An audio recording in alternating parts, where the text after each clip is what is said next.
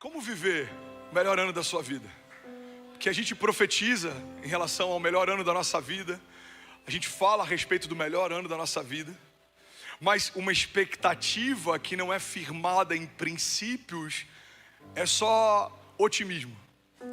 Tem muita gente achando que está se movendo em fé, quando na verdade só está sendo otimista. Qual que é a diferença entre um otimista e alguém que se move em fé? Um otimista tem uma expectativa que está pautada em algo emocional. Eu sinto que vai ser bom esse ano. Por quê? Eu não sei. É um sentimento. Sentimentos passam. Sentimentos são volúveis. Quando uma mensagem ruim chega, o sentimento de que tudo vai ficar bem vai embora. Quando os gigantes se levantam, o sentimento que te trouxe até aqui não vai te sustentar a partir daqui. Mas aqueles que caminham em fé não estão se movendo por aquilo que vem, mas se movem por aquilo que creem. Por que 2024 é o melhor ano da minha vida? Porque Deus não está morto, porque as palavras dele são vida e verdade, porque tudo que ele disse que vai acontecer, pelos olhos da fé, já aconteceu. Então quero compartilhar alguns princípios para que você viva o melhor ano da sua vida, em nome de Jesus. Salmos 92, 13 diz assim: o justo florescerá como a palmeira, crescerá como o cedro do Líbano. Os que estão plantados na casa do Senhor florescerão nos átrios do nosso Deus. Na velhice ainda darão frutos, serão viçosos e vigorosos. Alguém pode dizer glória a Deus por isso? Na versão a mensagem, Salmos 92 diz assim: os bons prosperarão como palmeiras, crescerão como os cedros do Líbano, transplantados para o quintal do Eterno, crescerão na presença de Deus, flexíveis e verdejantes e viris ainda na velhice. Uma das coisas que eu amo nessa passagem é que a palavra de Deus deixa claro o lugar que você tem que estar plantado, e logo em seguida ele diz o que acontece com quem está plantado nesse lugar. Os que estão plantados na casa do Senhor florescerão nos seus átrios. Eu vou falar de novo, alguém vai pegar isso daqui. Quando a gente declara que você está no lugar certo, isso não é uma frase de efeito, isso é uma verdade bíblica. Você está começando o primeiro domingo do melhor ano da sua vida no lugar certo. Você veio para ouvir uma palavra de Deus, você veio para adorar a Deus, você veio para cultuar a Deus. E a palavra de Deus nos dá uma garantia: aqueles que estão plantados na casa do Senhor florescerão nos seus átrios.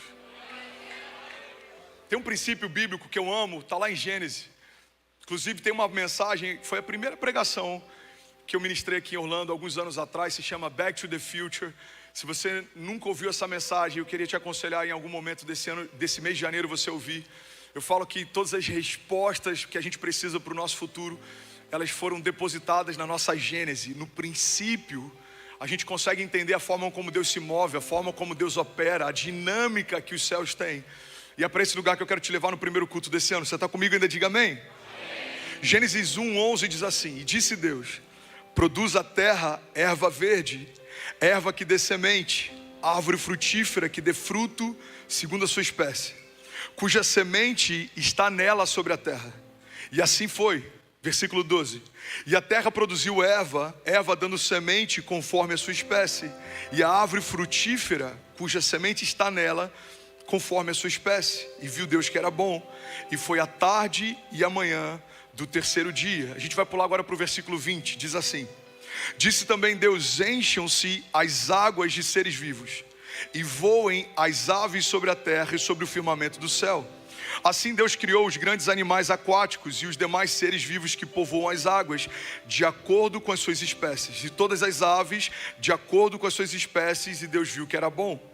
Então Deus os abençoou, dizendo: sejam férteis e multipliquem-se. Então Deus disse: encham-se as águas do mar e multipliquem-se as aves na terra. E passou a tarde e a manhã, e esse foi o quinto dia. Então disse Deus: produz a terra seres vivos de acordo com as suas espécies, rebanhos domésticos, animais selvagens, os demais seres vivos da terra, cada um de acordo com a sua espécie. E assim foi. Deus fez os animais selvagens de acordo com as suas espécies, os rebanhos domésticos de acordo com as suas espécies, e os demais seres vivos da terra de acordo com as suas espécies. E Deus viu que era bom.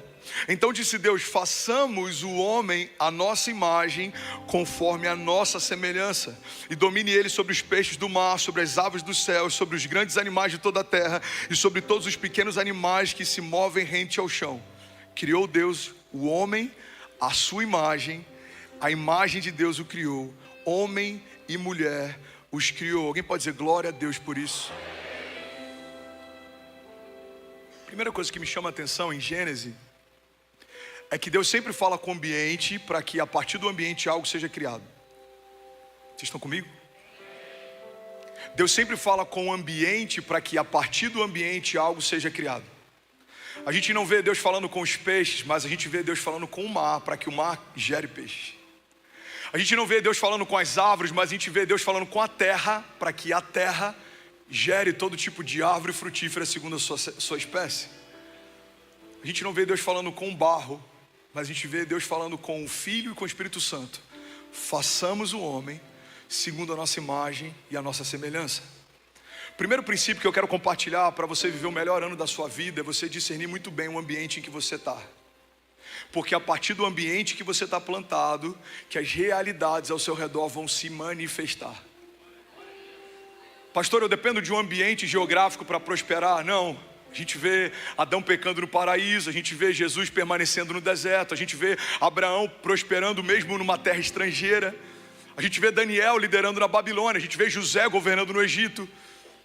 Biblicamente você não depende da geografia do lugar, mas tudo que você vai viver está diretamente ligado ao ambiente em que você está plantado. Se você gerar na tua casa um ambiente de fé em 2024, não se assuste se milagres se tornarem habituais. Vou falar de novo, alguém vai pegar isso aqui comigo.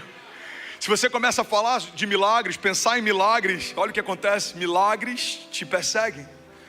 Mas se a gente começa a falar de problemas, se a gente começa a meditar em problemas, se a gente começa a profetizar problemas, problemas acontecem. É porque a gente está o tempo inteiro profetizando e criando ambientes em torno daquilo que a gente está vivendo, quando na verdade a gente precisa profetizar aquilo que a gente quer viver. A Bíblia não diz que Deus viu os céus e a terra sem forma e vazio e viu que tinha escuridão e ele disse: uau, quanta escuridão, e a terra ficou mais escura. Não, a Bíblia diz que quando havia escuridão, o que saiu da boca de Deus foi: haja luz, e houve luz. Então o que você precisa em 2024 é profetizar, não aquilo que você está vivendo, mas aquilo que você quer viver. Levante suas mãos, eu quero profetizar com você. Eu profetizo em nome de Jesus, 2024, um tempo de mais intimidade, um tempo de mais temor, um tempo de raízes mais profundas, um tempo de menos distrações, um tempo de mais maturidade. 2024 seremos surpreendidos pela graça de Deus, constrangidos pelo favor de Deus.